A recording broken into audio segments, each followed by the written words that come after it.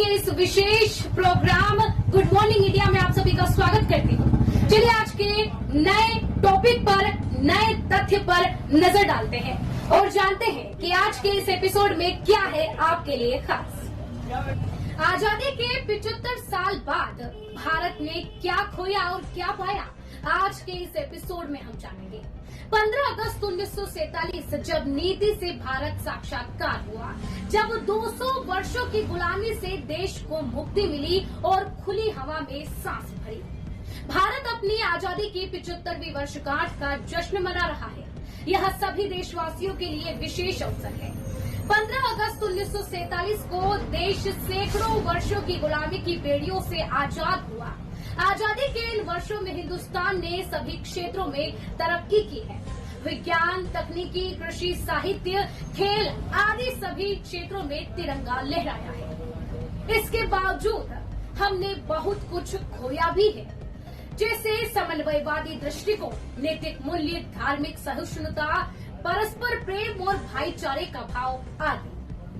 देश को आजाद हुए 75 साल हो गए हैं। इन 75 सालों में देश में काफी कुछ बदल गया है।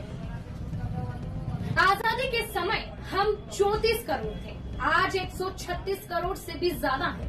उस वक्त आम आदमी की सालाना कमाई 274 रुपए थी और आज 1 लाख रुपए से भी ज्यादा है। लगातार देश की जीडीपी में बढ़ोतरी हुई है। तब से लेकर अब तक सांस्कृतिक, सामाजिक, राजनीतिक, आर्थिक, सैन्य एवं खेल तथा तकनीकी आदि क्षेत्र की विकास यात्रा में देश में अपनी एक अलग पहचान बनाई है। 75 वर्ष की इस यात्रा में विकास के नए कीर्तिमान बने हैं। आज भारत की पहचान एक सशक्त राष्ट्र के रूप में है। दुनिया आज भारत की तरफ देख रही है। 15 अगस्त 1947 को हम आजाद हो गए, लेकिन यह आजादी विभाजन के साथ आई, जिससे भारत की अखंडता को तोड़ के रख दिया। भारत की जमीन से नए देश पाकिस्तान अस्तित्व में आया और बाद में बांग्लादेश भी अस्तित्व में आ गया। देश के पूर्वी और पश्चिमी हिस्से से बने इस नए देश की वजह से भारत को अपना एक बड़ा भूभाग और लोगों को खोना पड़ा, जिससे लोगों में मतभेद उत्पन्न हो गया, जिसने हिंदू मुस्लिम एकता को तोड़ के रख दिया। इसके बाद कश्मीर और अक्साई चीन में हमें अपनी जमीन खोनी पड़ी। हालांकि सिक्किम को अपने साथ जोड़ने पर हमारी सरकार का तब से लेकर अब तक भारत अपनी सीमा की हिफाजत करता आया है। कई राज्यों में अलगाववादी ताकतों जैसे नक्सलवाद, आतंकवाद की चुनौतियों से निपटते आए हैं और सीमा पर चीन एवं पाकिस्तान से लड़ते हुए भारत ने देश की अखंडता और संप्रभुता पर आंच नहीं आने दी। आंतरिक चुनौतियों एवं सांप्रदायिक सौहार्द बिगाड़ने की कुटिल चालों को नाकाम करते हुए भारत ने अपनी अनेकता में एकता की एवं धर्म निरपेक्षता की भावना बरकरार रखी है। भारत जीवंत लोकतंत्र का एक जीता जागता उदाहरण है। लोग अपनी पसंद से सरकारें चुनते आए हैं। भारत के लोकतंत्र में लोग ही अहम हैं। यह भारत की जीत है। आम आदमी को सशक्त बनाने के लिए बीते दशकों में सरकारें जन कल्याणकारी नीतियों और योजनाएं लेकर आई हैं। इन योजनाओं का लाभ गरीबी एवं कमजोर वर्गों तक पहुंचाया गया है। हमें अपने देश पर गर्व है। देश की सबसे बड़ी उपलब्धियों में से जम्मू कश्मीर से धारा 370 हटाना और सर्जिकल स्ट्राइक, 560 से ज्यादा रियासत का विलय आदि है।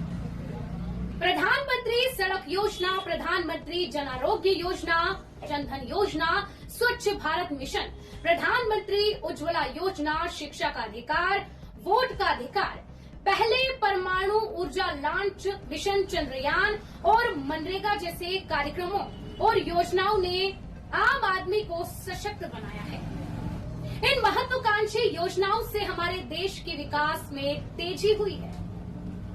लेकिन देखा जाए तो यह भी सच है कि सरकार की इन योजनाओं को पूरी तरह से लागू नहीं किया जा सका, क्योंकि सभी लोगों के सोचने और समझने की क्षमता अलग अलग होती है, जिससे कुछ जगहों पर कार्य और विकास की गति रुक जाती है और देश उन्नति और विकास के नए आयाम को छू नहीं पाता। आर्थिक, सैन्य एवं अंतरिक्ष खेल के क्षेत्र में इसने सफलता की बड़ी छलांग लगाई है। हॉकी में स्वर्ण पदक, पहला एशियाई खेल, परमाणु रिएक्टर, अप्सरा के डिजाइन का निर्माण, रेलवे का राष्ट्रीयकरण, अनेकों चुनौतियों के बावजूद भारतीय अर्थव्यवस्था तेजी से आगे बढ़ी है। परमाणु हथियारों से संपन्नता के बाद भारत के पास दुनिया की चौथी सबसे बड़ी शक्तिशाली सेना है। मिसाइल तकनीक में दुनिया भारत को लोहा मान रही है। अंतरिक्ष में भारत ने नए नए कीर्तिमान गढ़े हैं, जिसमें आर्यभट्ट, त्रिशूल, पृथ्वी अग्नि, PSLV आदि। मंगल मिशन की सफलता एवं रॉकेट प्रक्षेपण की अपनी क्षमता की बदौलत भारत अंतरिक्ष क्षेत्र में महारत रखने वाले चुनिंदा देशों में शामिल है। IT सेक्टर में देश अग्रणी बना हुआ है। इन उपलब्धियों ने देश को सुपर पावर बनने के दरवाजे पर लाकर खड़ा कर दिया है। जाहिर है कि आज भारत के पास दुनिया को देने के लिए बहुत कुछ है। 2019 भारत में कोरोना वायरस का दौर भी आया, जिसका प्रकोप, कोरोना वायरस का प्रकोप पूरे विश्व में था। एक दौरान भारत में भी इसका कोहराम दिखाई दिया।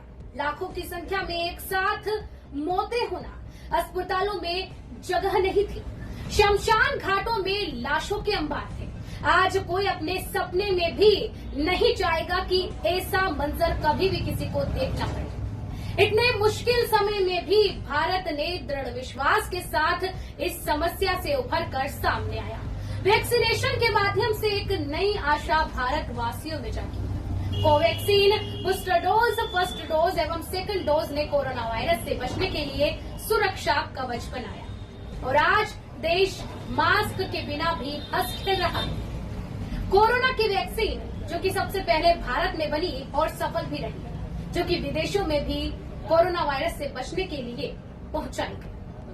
देश में बढ़ते जनसंख्या वृद्धि, औद्योगिकरण, शहरीकरण, वनों का विनाश के कारण पर्यावरण तेजी से प्रदूषित हो रहा है, जिनसे पेड़ पौधे, जीव जंतु और लोगों के ऊपर प्रतिकूल प्रभाव पड़ रहा है और अनेक समस्याएं उत्पन्न हो रही हैं।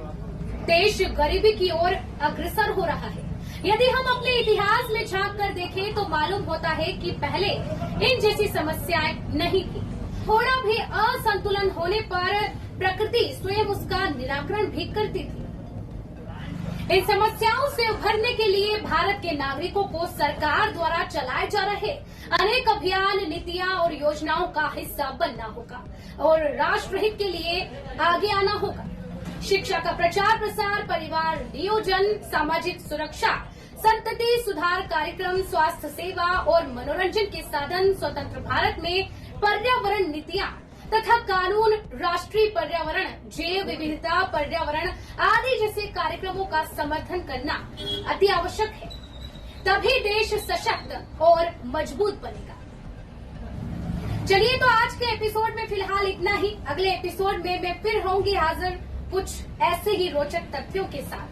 तब तक के लिए दीजिए मुझे इजाजत और साथ ही आगामी गणतंत्र दिवस की मेरे यानी लक्ष्मी पांचाल की ओर से और पूरी इंडिया आज तक टीवी लाइव टीम की ओर से आप सभी दर्शकों को हार्दिक शुभकामनाएं। बने रहिए ताजा खबरों के लिए इंडिया आज तक टीवी।